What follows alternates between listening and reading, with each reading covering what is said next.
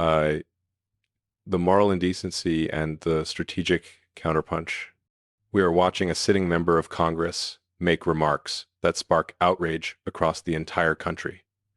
Within hours, calls for deportation are flooding social media. And then Donald Trump responds in a way that leaves even Ilhan Omar herself absolutely rattled.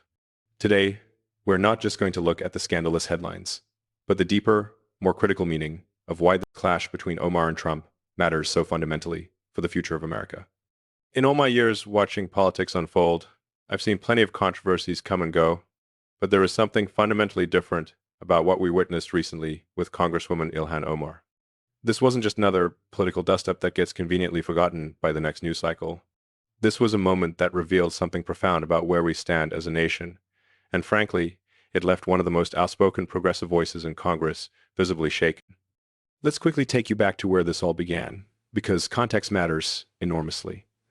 Charlie Kirk, the young activist who built Turning Point USA into an organizational powerhouse, has just passed away.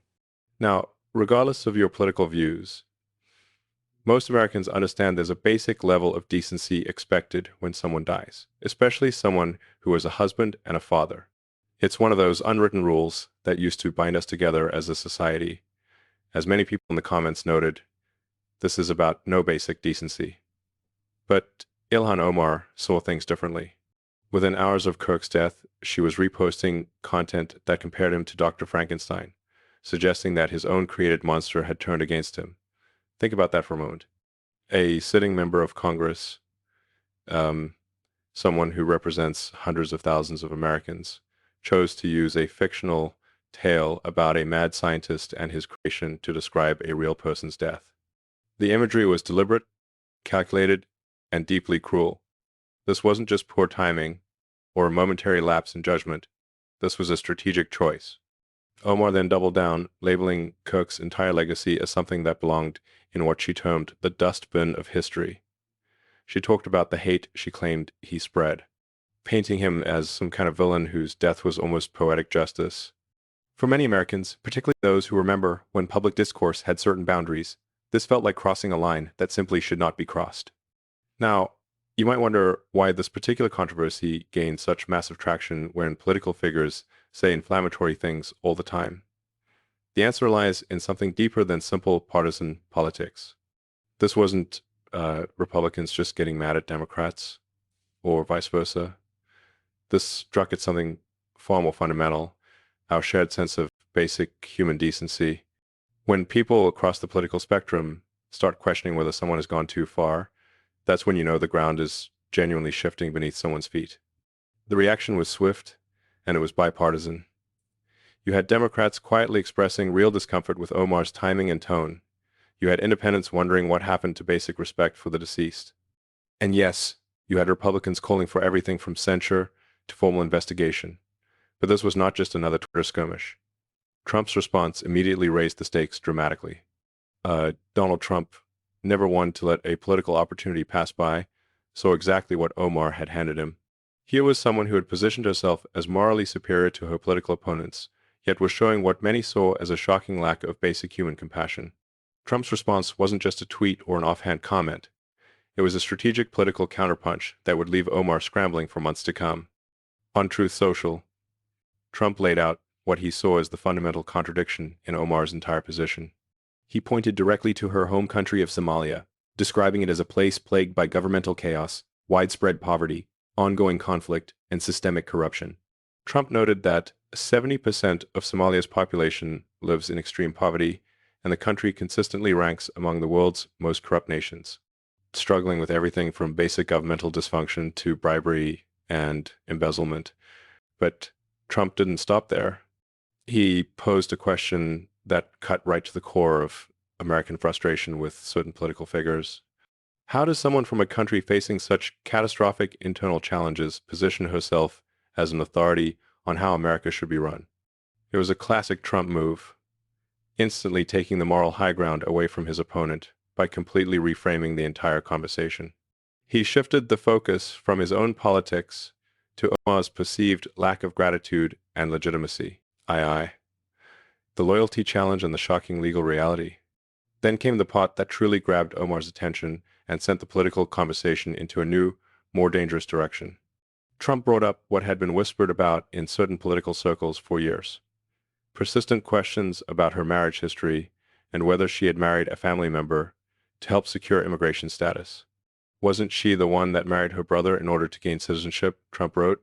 For years, these allegations had circulated online and been investigated by some reporters, but they had never fully broken into mainstream political discourse. Trump just changed that. The significance of framing this entire event around national identity and loyalty wasn't lost on anyone paying attention. Trump was essentially asking if someone potentially committed fraud to become an American citizen, do they have the moral and legal authority to lecture the rest of us about American values? It was a devastating line of attack because it flipped the script entirely. Instead of being forced to defend his response to Omar's comments about Kirk, Trump had successfully put Omar on the defensive about her own background, character, and credibility. And this is precisely where Omar's panic started to show. When someone like Ilhan Omar, who has built her entire political brand on being unafraid to speak truth to power, suddenly starts appearing defensive, scattered, and rattled, something significant has fundamentally shifted in the political landscape. Her highly anticipated appearance on CNN with Caitlin Collins became a clear case study in how not to handle a major political crisis. Instead of showing the calm confidence of someone secure in their position, Omar appeared agitated, highly defensive, and increasingly desperate to change the subject. When Collins pressed her repeatedly about sharing that video comparing Kirk to Frankenstein, Omar's response revealed someone who knew she was in deep trouble. She tried to deflect, weakly claiming she didn't have to agree with every single word in something she shared. But that defense fell flat, because the Frankenstein comparison wasn't some minor detail buried in a longer piece. It was the central chosen metaphor. She had deliberately chosen to amplify content that portrayed a recently deceased person as a mad scientist destroyed by his own creation. No amount of political backpedaling could erase that fundamental, callous fact. What made matters even worse was her insistence that she absolutely could not be deported because she was an American citizen. Now, on the surface, that sounds like a reasonable legal defense, but the way she said it with a kind of nervous, high-strung energy that suggested she wasn't nearly as confident as she wanted to appear told a completely different story. When Collins pushed back, asking about the specific allegations, Omar became even more defensive, at one point suggesting that the people calling for her deportation were just idiots who didn't understand basic civics. But here's the crucial point Omar missed, and what Trump understood perfectly. This was never really about the technical legal question of whether she could be deported tomorrow. This was about something far more powerful and politically charged in American politics. The question of belonging and legitimacy. Trump wasn't necessarily expecting Omar to be put on a plane immediately. He was strategically planting seeds of doubt about whether she truly represented American values and interests, especially if she gained citizenship through fraud. The overwhelming response in the comments, deport her, kick them out, this is not her country, shows that Trump's message resonated exactly as intended. The dustbin of history comment completely backfired on Omar, becoming a focal point of her political miscalculation. When she claimed Charlie Kirk's legacy should be forgotten, she was trying to position herself as being on the right side of historical progress. But the timing couldn't have been worse. Here was someone speaking at a time when emotions were raw, when Kirk's family was planning his memorial service, and when even his political opponents managed to show basic human decency. Omar's comment made her look not progressive, but callous and morally bankrupt. The irony was not lost on Trump or his supporters. Here was Omar, talking about consigning someone else to history's trash pile, while her own political career was starting to look increasingly precarious. Trump saw this and pounced, essentially asking the public who is really going to end up forgotten by history. This controversy, therefore, became a powerful national debate about character and the fundamental standards we expect from our elected officials. The real-world consequences and the isolation trap. The problem for Omar wasn't just the brilliant political strategy of Trump. It was the sheer gravity of her own words and the cultural line she had crossed. When even traditionally sympathetic media outlets like CNN started pressing her hard on the appropriateness of her timing, when her own Democratic colleagues began conspicuously distancing themselves, and when the public backlash crossed all party lines, that's when a politician knows they've stepped into something far bigger and more dangerous than a typical political controversy. The Charlie Kirk Memorial, attended by roughly 90,000 people, became a focal point for all this building frustration. Against this backdrop of mass public grief and support, Omar's comments looked not just inappropriate, but almost cruel. Public outrage over her Frankenstein analogy grew by the day, fueled by a social media criticism that came even from people who might not have agreed with Kirk's politics, but were nonetheless appalled by Omar's lack of basic human decency. The context of the memorial and why timing mattered became a central part of the national narrative. In American culture, there's still a powerful unwritten expectation that we show respect for the deceased and their immediate families, even when we vehemently disagreed with them in life. Omar's violation of this core norm wasn't just a political misstep, it was a cultural blunder that resonated far beyond the usual partisan divides. What made this even more damaging for Omar was that it played perfectly into existing narratives about her character and loyalty. For years, critics had accused her of being more interested in scoring political points than in showing basic human decency. Her comments about Kirk seemed to confirm those suspicions for many Americans who had previously been willing to give her the benefit of the doubt. Even CNN anchors questioning her comments showed exactly how isolated she was rapidly becoming. When journalists who generally share your political worldview start pressing you on whether you've gone too far, that's the clearest sign you've completely lost control of the narrative. Omar found herself in the agonizing position of trying to defend the indefensible while simultaneously claiming she was the victim of unfair criticism. This kind of defensive, self-pitying posture is political poison because it makes you look both callous about your original comments and childish about the consequences. Furthermore, the security situation at Kirk's memorial added another serious layer to the story that Omar likely hadn't anticipated. When someone showed up at the venue with weapons claiming to be conducting security sweeps, it immediately highlighted the real-world physical consequences of inflammatory political rhetoric. Suddenly, this wasn't just about hurt feelings or political point scoring. It was about public safety and the grave responsibility that comes with holding public office. The arrest of an armed individual impersonating law enforcement at the State Farm Stadium sent shockwaves through an already tense situation. This incident forced a critical conversation that Omar was probably not prepared to have about the direct connection between dehumanizing inflammatory rhetoric and public safety. When politicians use language that suggests opponents' legacies should be forgotten, it can embolden individuals who might take those messages to dangerous extremes. This memorial service required security comparable to a major sporting event, all because the political climate had become so toxic that even honoring the dead couldn't happen without serious security concerns. But this was far more than just political fallout. It became a national security conversation that opened up serious legal discussions about something many Americans didn't fully understand: the legal reality of citizenship and denaturalization. The debate around whether a naturalized citizen could lose their status became a crucial teaching moment for millions of Americans who had never considered these possibilities.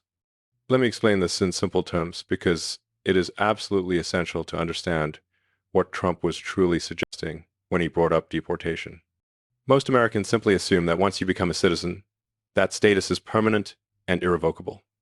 But that is not entirely accurate. There is a legal process called denaturalization. While it is rare, it does happen when very specific legal conditions are met.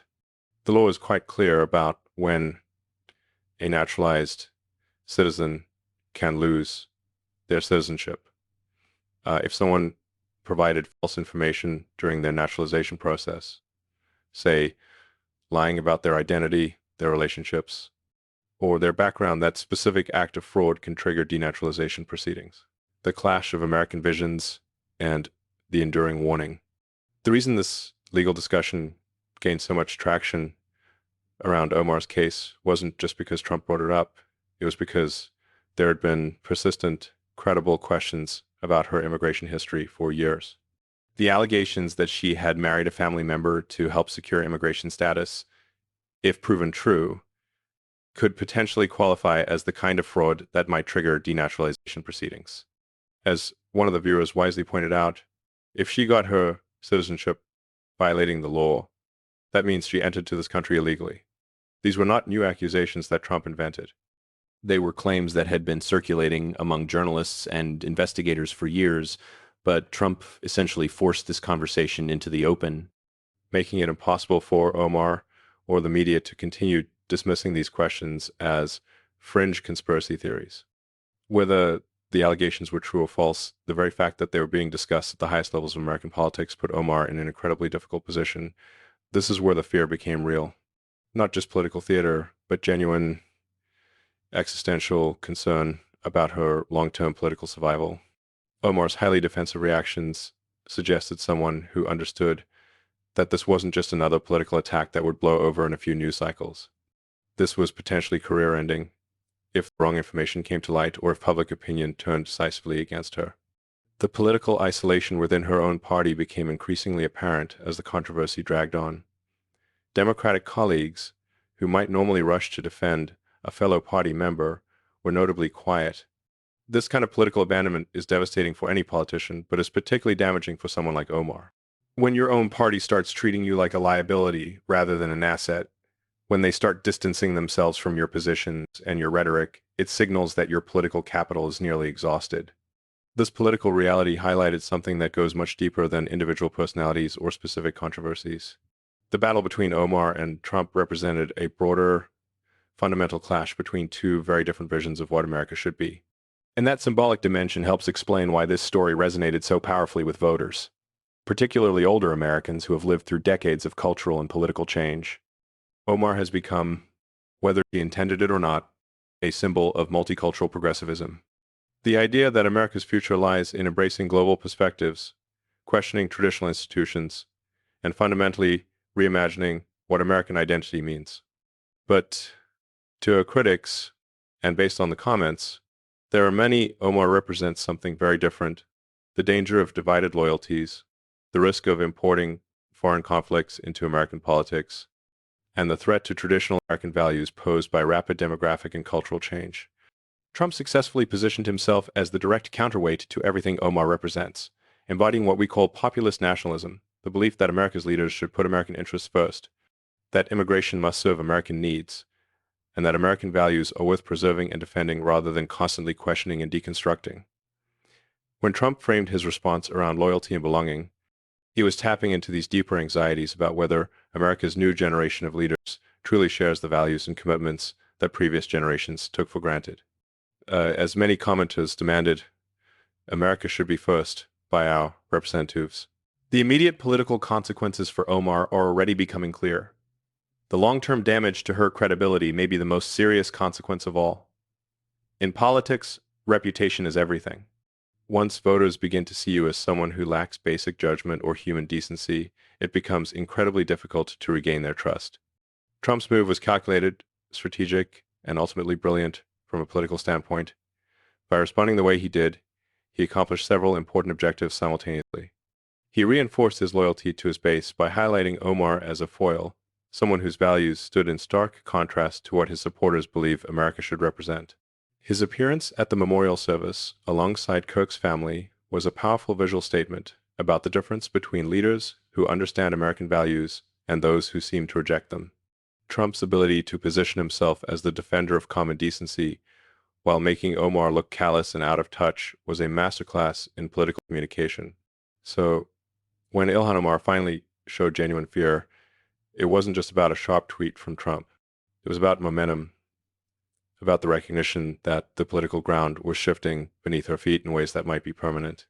The lessons for America's future that emerged from this controversy go far beyond the specific personalities involved. This reflects deeper, unresolved divides about loyalty, free speech, and representation that will continue to shape American politics for decades to come.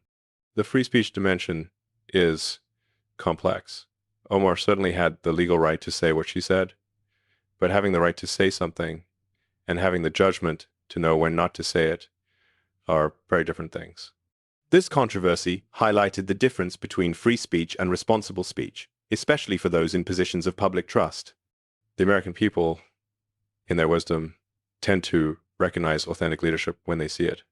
And they tend to reject politicians who seem more interested in scoring points than in serving their constituents with dignity and respect. Omar's defensive panic when confronted with the consequences of her own words suggests she understood, perhaps too late, that she had crossed a line that most Americans were not willing to accept. This story is only just beginning. Now, I want to hear from you directly. Do you believe the ongoing questions about Ilhan Omar's past immigration history warrant a full federal investigation? And should the legal process of denaturalization be considered if fraud is proven? Drop your thoughts in the comments below. And if you found this deep breakdown insightful, hit like, subscribe, and share this video with a friend, because this story and its implications for American identity are far from over.